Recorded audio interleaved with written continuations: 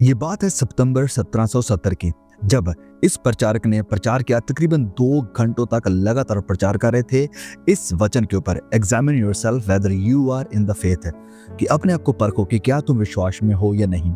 इस 2 घंटों के मैसेज के बाद जब अपने घर गए, सीढ़ियों के ऊपर चढ़कर सोने ही वाले थे, तभी एक बहुत बड़ी भीड़ उनके घर के आसपास इकट्ठी होती है और उनसे रिक्वेस्ट करती है कि प्लीज हमें और प्रचार सुनाओ, हम बाइबल से सीखना चाहते हैं। तो ये शख्स अपने रूम के अंदर जाता है, एक बहुत बड़ी कैंडल को लेकर आता है, मोमबत्ती को उसे हाथ में पकड़े हुए जलाए हुए वो लोगों को प्रचार करना शुरू कर देता है।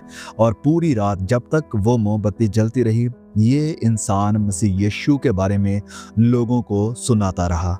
और जब वो मोमबत्ती बुझी, तभी उसका प्रचार भी खत्म हुआ और लोग अपने अपने घर में चले गए।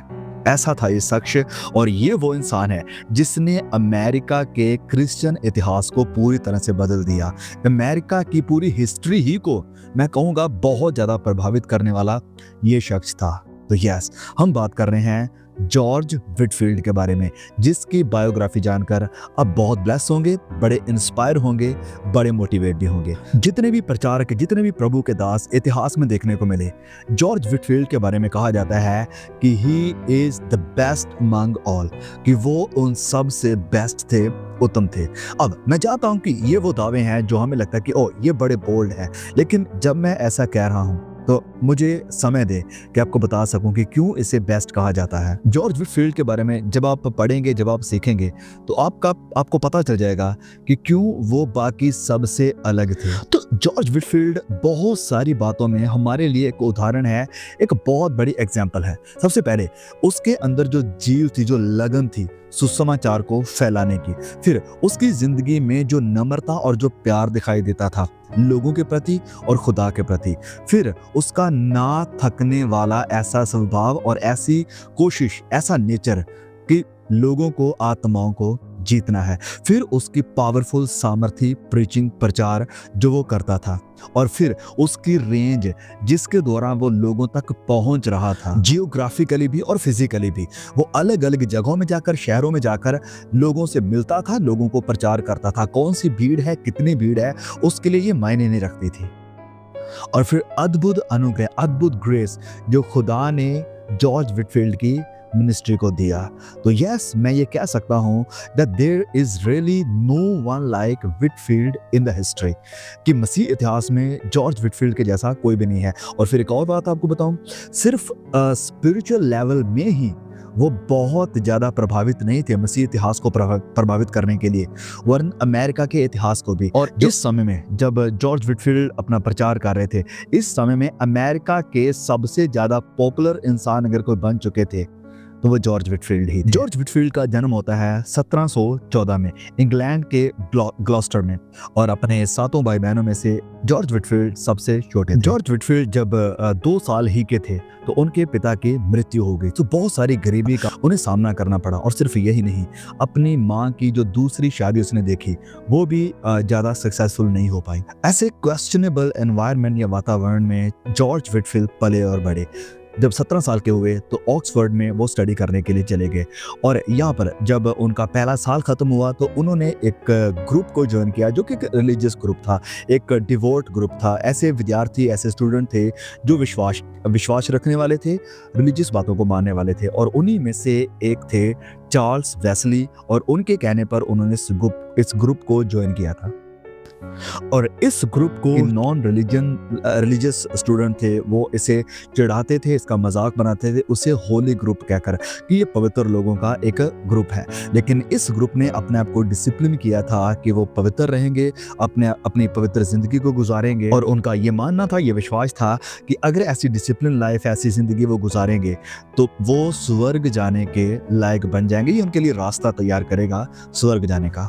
लेकिन जैसे जैसे जॉर्ज विटफील्ड का बाइबल में इंटरेस्ट बढ़ने लगा और बाइबल को वो पढ़ने लगा, तो जॉर्ज विटफील्ड ने देखा पवित्र बाइबल में कि जो साल्वेशन, जो उद्धार है, ये तो खुदा का तोहफा है, हमें स्वर्ग जाने की जरूरत नहीं है। खुदा ने खुद हमारे लिए रास्ता तैयार किया है, वो खुद रास्ता बनाकर हमारे पास आया है ताकि हमारे लिए एक आसान रास्ता खुल जाए। तो साल्वेशन एक गिफ्ट है, ना कि ऐसी चीज जो हम अपने कार्य के द्वारा, अपनी मेहनत के द्वारा, अपने सेल्फ एफर्ट के द्वारा अचीव कर सकते हैं या पा सकते हैं। और इस समय के बारे में, ये जो उसकी ट्रांजिशन हुई, इसके बारे में लिखते हुए जॉर्ज विटफील्ड खुद कहते हैं कि खुदा ने मुझे दिखाया कि अगर मैं नए सिरे से पैदा नहीं होता हूं तो मैं विनाश हो जाऊंगा। वो कहते हैं कि मैंने सीखा कि इंसान हो सकता है चर्च भी जाता हो सकता है प्रार्थनाएं भी करता हो सकता है सारे सैक्रामेंट्स जैसे प्रभु भोज हो गया इन सब में हिस्सा भी लेता हो, लेकिन ये भी पॉसिबल है कि हो सकता है वो क्रिश्चियन ना हो। आगे विटफील्ड कहते हैं that in utter desperation and in rejection of all self trust he cast himself on the mercy of God through Jesus Christ. कि इन सारी डेस्परेशन के बावजूद भी, इन सारे रिजेक्शन के बावजूद भी उन्होंने अपने आप का इनकार किया और कंप्लीटली पूरी तरह से अपने आप को मसीह यीशु के अनुग्रह के ऊपर छोड़ दिया। और इस वक्त में जॉर्ज विटफील्ड 21 सालों के थे जब ये अद्भुत चेंज उसकी जिंदगी में आया। और जब ये परिवर्तन उसकी जिंदगी में आया, जब वो नए सिरे से पैदा हुए, तो जॉर्ज विटफील्ड ने बाइबल को और ज़्यादा पढ़ना, प्रार्थना में और ज़्यादा बढ़ना शुरू कर दिया था। और इस चीज़ ने उसकी ज़िंदगी में आनंद को भरा था, एक सुकून को भर दिया था। और इन शुरुआती दिनों में ये उसकी प्रैक्टिस थी, ये उसकी रूटीन बन चुकी थी कि सुबह 5 बजे वो उठते थे अपनी बाइबल के साथ, जो कि ग्रीक भाषा में थी, न्यू टेस्टामेंट, और साथ में उनके मैथ्यू हेनरी की कमेंट्री होती थी। तो हर लाइन पर वो प्रार्थना करते थे, हर वचन के ऊपर वो खुदा के साथ बात करते थे। और उसकी इस कन्वर्जन के 1 साल बाद उन्हें चर्च ऑफ इंग्लैंड के ऑर्डेन पास्टर घोषित कर दिया गया। वो पास्टर बन गए अपने चर्च के। और ये वो ऐसा चर्च था जो कि डॉक्ट्रिनली बहुत ज़्यादा मिक्स्ड था, यहाँ पर सही सच्चे सिद्धांत नहीं थे। और जॉर्ज विटफील्ड का सबसे पहला मैसेज इसी अपने चर्च में था जहां पर वो पला बड़ा था। और उसके खिलाफ ये एक कंप्लेंट जाहिर कर दी गई कि उसने 15 लोगों को पागल कर दिया है। हम आज इससे कहेंगे कि नहीं, पागल नहीं, उसने उन्हें सही कर दिया था।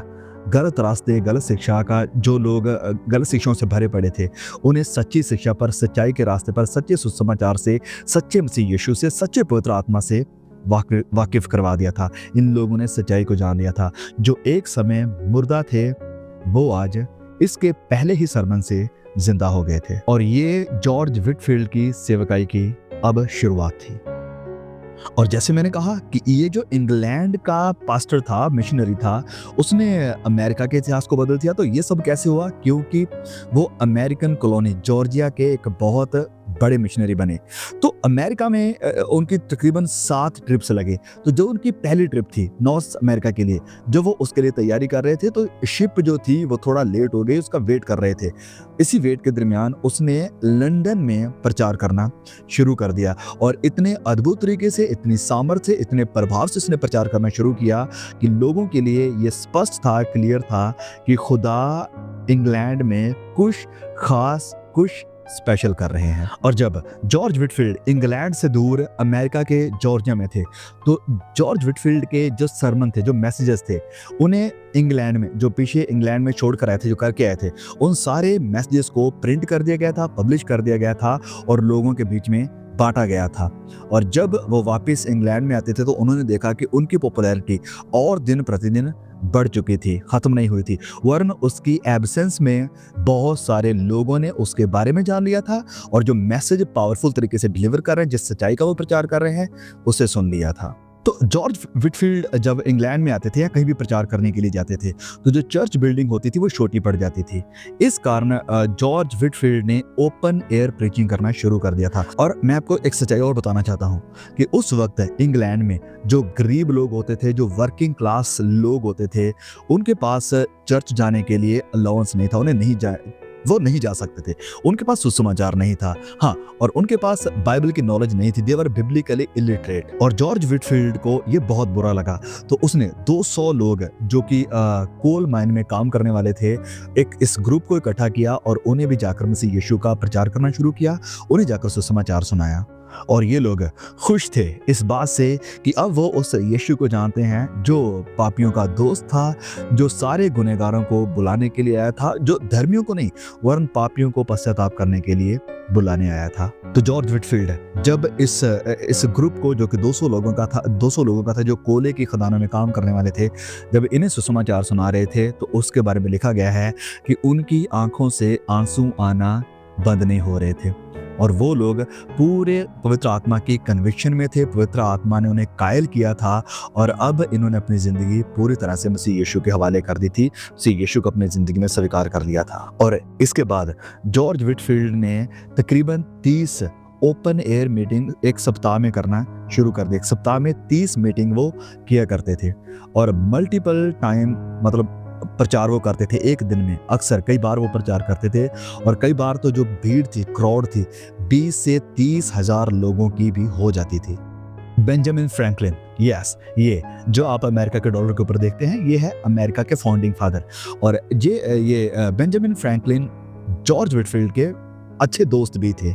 फिलाडेल्फिया में जो जॉर्ज विटफील्ड की एक ओपन एयर मीटिंग थी, उसकी क्राउड को, उसकी आई हुई भीड़ को बेंजामिन फ्रैंकलिन ने एक बार काउंट करना है, इसकी गिनती करना शुरू करी थी, उसकी गिनती करी थी। और जॉर्ज विटफील्ड के बारे में बेंजामिन लिखते हैं कि विटफील्ड की आवाज को 30,000 लोग सुन सकते थे और 3 एरियाज टोटल पैक हुआ करते थे उस समय।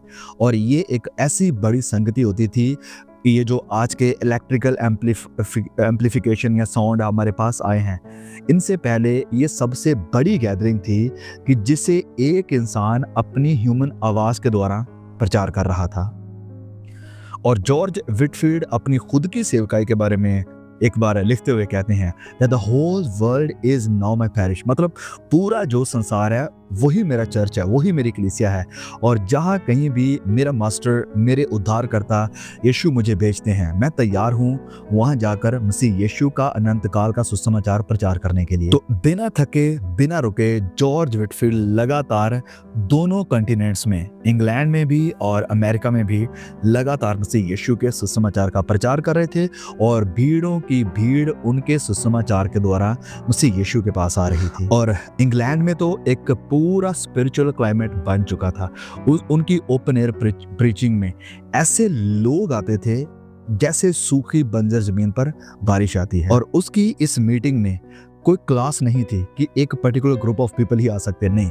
उनकी मीटिंग्स में गरीब भी आते थे, एलीट भी आते थे और सुसमाचार के साथ आशीषित होकर जाते थे। और दूसरी साइड में अमेरिका में जॉर्ज विटफील्ड को खुदा ने ऐसे बड़े स्केल में इस्तेमाल किया था कि ऐसी बड़ी अवेकनिंग, ऐसी जागृति, ऐसी बेदारी वहाँ पर आई थी जिसे एक नाम दिया गया द ग्रेट अवेकनिंग। आप इतिहास को उठाकर देख लें, आप सर्च करके देख लें द ग्रेट अवेकनिंग के बारे में, आपको पता चलेगा कि ये क्या था। उसमें भी जॉर्ज विटफील्ड का बहुत बड़ा योगदान था। इस ग्रेट अवेकनिंग में हजारों लोग बचाए गए, हजारों सैकड़ों चर्चेस शुरू हुए और बहुत सारी सेवकाइयाँ शुरू हुई। और जैसे मैंने शुरुआत में कहा था कि सितंबर 1770 में जॉर्ज विटफील्ड ने अपना पावरफुल सरमन प्रीच किया तकरीबन 2 घंटों तक। और उस सरमन का टाइटल था कि अपने आप को परखो कि क्या तुम विश्वास में हो या नहीं। और जब वो सीढ़ियों से चढ़कर अपने बेड की तरफ जाने वाले थे तो एक बड़ी भीड़ उनके पास आती है और कहती है कि हमें और यीशु के बारे में बताओ। तो वो कैंडल को हाथ में लेते हैं और जैसे जैसे कैंडल जलती रहती है वो लगातार मसीह यीशु का प्रचार करते रहते हैं। और जब वो कैंडल बुझती है, ख़त्म हो जाती है, तो इनका प्रचार भी ख़त्म हो जाता है और उसी रात उनकी ज़िंदगी भी ख़त्म हो जाती है। और सुबह 7 बजे जॉर्ज विटफील्ड की मृत्यु हो जाती है। उस अनंत काल में वो प्रवेश कर जाते हैं जिसके लिए सैकड़ों हजारों आत्माओं को उन्होंने तैयार किया था। जॉन वेस्ली, एक और मसीह इतिहास के बहुत ही मशहूर प्रचारक, वो इनकी फ्यूनरल सर्विस पे जब इनका अंतिम संस्कार हो रहा था, जॉन वेस्ली इनके बारे में कहते हैं कि हमने कभी किसी ऐसे इंसान के बारे में पढ़ा नहीं, सुना नहीं, जिन्होंने हजारों आत्माओं को, हजारों पापियों को मन फिराव का प्रचार किया और लोगों ने मन फिराया, पश्चाताप किया। हजारों सैकड़ों लोगों को वो अंधकार से निकालकर रोशनी में लेकर आए और शैतान की ताकत से निकालकर, शैतान के हाथों से उछुड़ाकर खुदा के राज्य के लिए तैयार किया। और प्रभु ने जॉर्ज विटफील्ड को एक इंस्ट्रूमेंट की तरह इस्तेमाल किया। तो यहाँ जॉर्ज विटफील्ड वाकया में एक अद्भुत, एक रिमार्केबल पर्सनैलिटी थे जिन्हें खुदा ने इस्तेमाल किया पूरी दुनिया को सुसमाचार बताने के लिए और दोनों कॉन्टिनेंट्स, इंग्लैंड और अमेरिका को सच्चाई के रास्ते पर लाने के लिए। तो आज साल 2025 में जॉर्ज विटफील्ड से हम क्या सीख सकते हैं? अगर हम उनके मैसेज की बात करें तो कोई अनयूजुअल मैसेज नहीं था, कोई नया नहीं था। जैसे मैं भी कई बार कहता तो आ चुका हूं कि हमारा मैसेज कोई नया नहीं है। वही मैसेज है जो बाइबल में क्लियरली साफ-साफ हमें देखने को मिलता है। लेकिन उनकी पावर का, उनके अंदर जो ताकत काम कर रही थी, उसका सीक्रेट क्या था? क्या पावर थी उनके पास? और इसका जवाब है, इसका उत्तर है हिज होलीनेस। उसने जो पवित्रताई का रास्ता पकड़ा था, उसकी अपनी पर्सनल इनर लाइफ, अंदरूनी जिंदगी में जो पाकीज़गी, जो पवित्रताई दिखाई देती थी।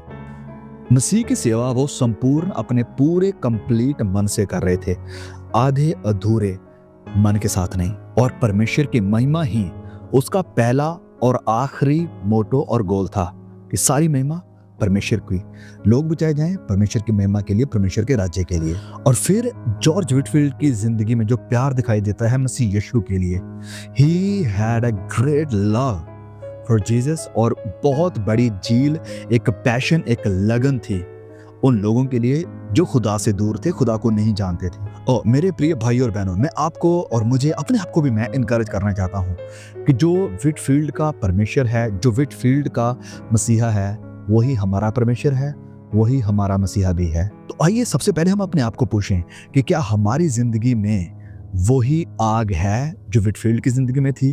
क्या हमारी जिंदगी में वही प्यार है यीशु मसीह के साथ है जो विटफील्ड के पास था? क्या वही झील, वही लगन है लोगों को बचाने की, रूहों को बचाने की, जो विटफील्ड के अंदर थी? क्या हमारा भी वही प्रार्थना भरा जीवन है जो जॉर्ज विटफील्ड का था? और क्या हम भी पूरी तरह से कंप्लीटली मसीह यीशु के लिए हैं या आधे अधूरे हैं? ओ प्रभु हमारे ऊपर दया करे कि हम भी ऐसे हो जाएं कि जिन्हें खुदा इस्तेमाल करे और हमें वो तैयार करे। खुदा, देखिए मैं कई बार इस बात को कह चुका हूँ कि खुदा योग्य लोगों को नहीं चुनता है, वो लोगों को चुनता है और फिर उन्हें योग्य बनाता है। प्रार्थना करें कि खुदा मुझे योग्य बना, खुदा मुझे पवित्र बना, खुदा मुझे इस्तेमाल कर अपने राज्य के लिए, सुसमाचार के लिए, लोगों तक पहुंचने के लिए। प्लीज प्लीज प्लीज इस वीडियो को जरूर शेयर करें तमाम भाई बहनों के साथ, ताकि और भी भाई बहन ब्लेस हो सके, आशीषित हो सकें। Will continue. May God bless you all. See you all again. आमीन।